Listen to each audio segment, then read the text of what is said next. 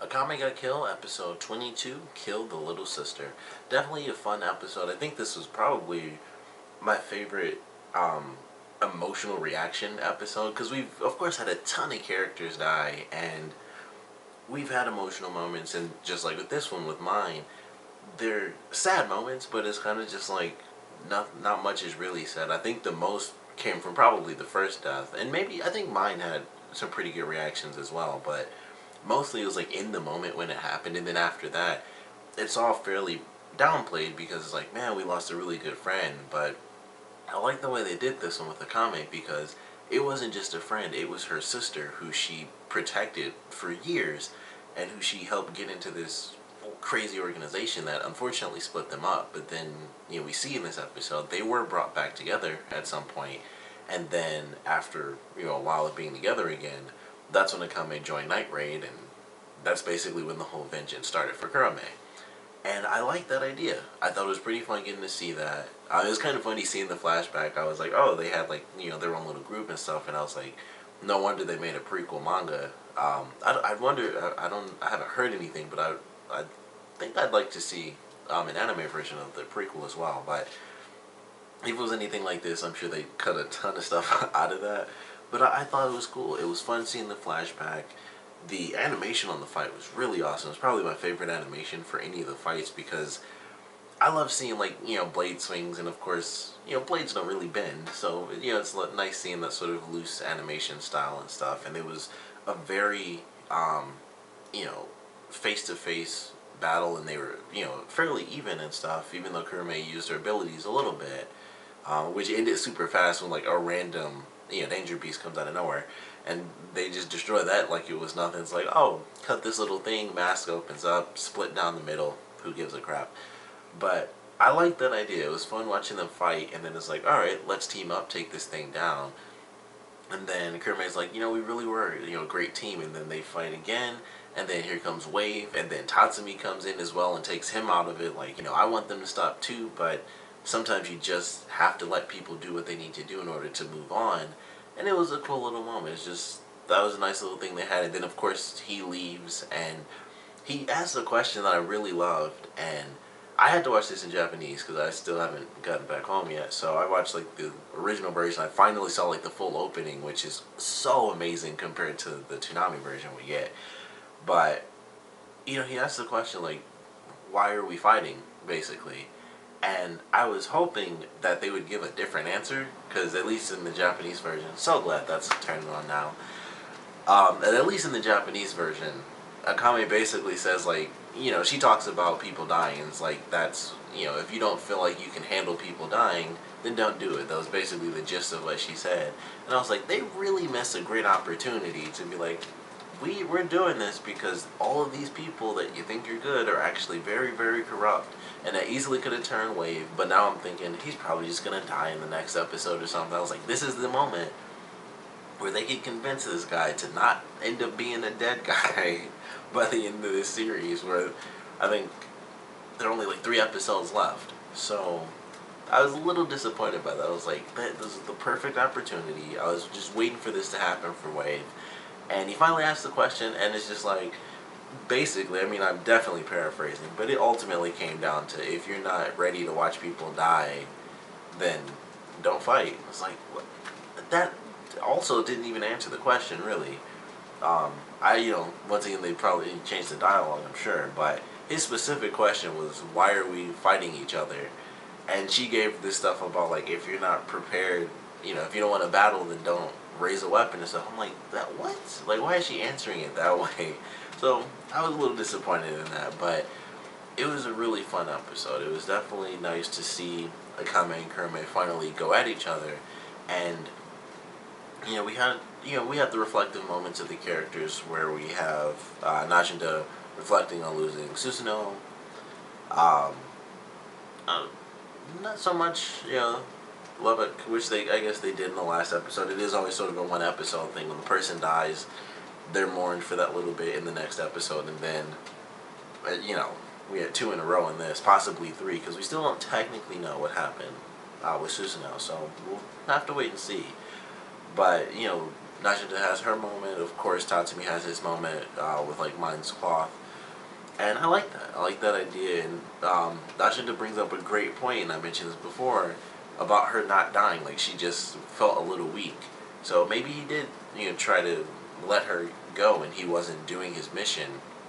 Really, he was kind of thinking like a normal human, really. So I like that idea. I thought that was really cool. Hopefully, I mean, if he is alive, I would have to assume they've done something to make him a bad guy. So I kind of want him to still be alive, but I kind of don't want him to be, if that's how it's going to end up turning out, and then he ends up fighting Najida and she has to, like, officially kill him or something like that. That would really suck. But, they had some pretty cool moments, but Akame had the best reaction that they've ever had for any of the deaths in this series, because, she's holding it in still, and of course it's raining and stuff, which also helped the scene just look even cooler. I don't know why, but it does make it look cooler. It's just an open field in the rain, Akame and her sister, they're going at it, and she takes her sister down, and, Wave walks off with her into the forest and basically take her back to the capital, and Tatsumi kind of has to coax it out of Akame, like, you don't have to worry about ever losing a loved one again.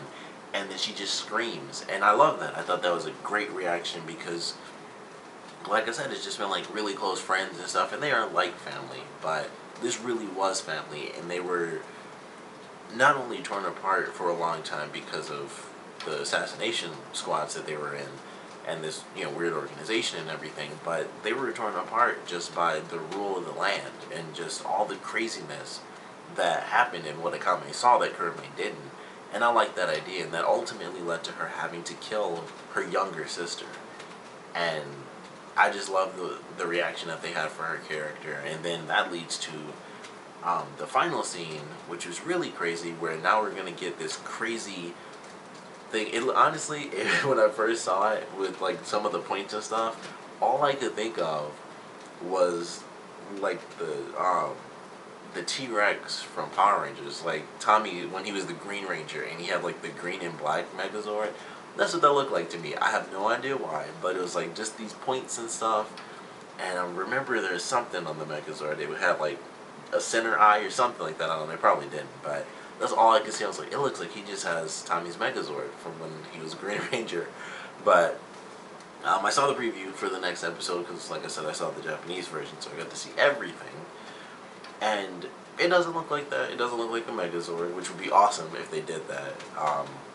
Which makes me think of this really small thing, but Kurome was eating Pocky, and I noticed it was drawn like a normal Pocky box. I was like, I love that they actually drew it that way, like a real-life Pocky box. So that was just like a random thing I noticed, but that was pretty funny. But I really enjoyed this episode. We do only have a couple more left, so I'm certainly looking forward to seeing who... Well, I'm not looking forward to seeing who dies, but I assume the villains are going to go, but we still have a couple of heroes left, and I don't really know what to expect. We only have 4 people left, and in all honesty, I'm not sure what could happen, because Death is still insanely powerful, and that is another thing that I was totally skipping over. The Revolutionary Army really stepped up in this episode. They were actually outside of the city, they're outside of the city walls, and that was crazy, because they haven't been doing anything this series, honestly. There was, I think, the one guy that Death was fighting early on in the series when they're like, oh, she's dealing with these people out here, and it'll take her like months to get back to us, and then she like defeated that guy and stuff. So that was like all we really saw of the Revolutionary Army. And then of course Susanoo and Chelsea when they came in, the extra people, and that's really it. So this episode we actually got to see people fighting. The guy Death killed, which she split him in half, which was crazy. He actually had one of the guy's weapons, one of her like 3, whatever they were called, I don't even remember, the 3 devils, I believe, if I remember right. He had like the angry guy's weapons that like split up into 2 things, and they didn't kind of mention that at all. I thought she'd kill the guy and mention like, oh, you got that from my former people or whatever, you're not as good or something. And it was just like, oh, too bad, you're only strong. And that was it. I was like, that's the same weapon, right? It looked like the exact same weapon, so it may have been some slight tiny difference that I couldn't tell, but I'm pretty sure that was the exact same weapon from one of her three devils. I think the guy that got like destroyed in like 2 seconds, and I thought he was going to be a big issue, and then he just got destroyed. But that kind of surprised me, but didn't focus on it. But the Revolutionary Army actually showing up in this episode as an army too. Like they have, I believe they had like flags and stuff at that last scene where they were kind of just in formation at the wall.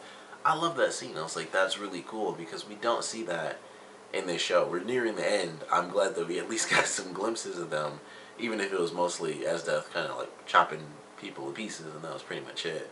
I thought it was still pretty fun. I really enjoyed it personally because of that, because we just never got to see him. So even though I'm sure we won't, because we only have 3 episodes left, we might see him.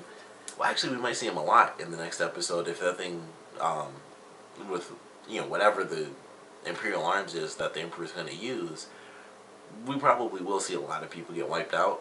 So it'll probably be about the same. They won't really be doing too much. They'll be there as a show of force, but they'll get wiped out like it's nothing. So looking forward to this next episode. Hopefully, something does happen with Wave where he decides he's not going to work for the Emperor anymore and it doesn't randomly get him killed off. But I'm looking forward to this next episode. Of course, definitely want to know what you guys thought about this one. So please comment below. Let me know your favorite parts, your least favorite parts.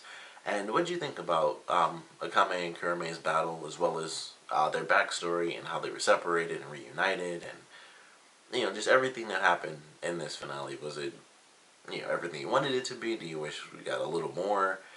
As far as I'm concerned, personally, I thought it was well done. I was surprised at the way that they did it, where Kurome did use her power, and they kind of canceled it out super, super fast because the Danger Beast came in and just crushed, the two, I guess I can't say constructs, but like the zombies, basically, that she had.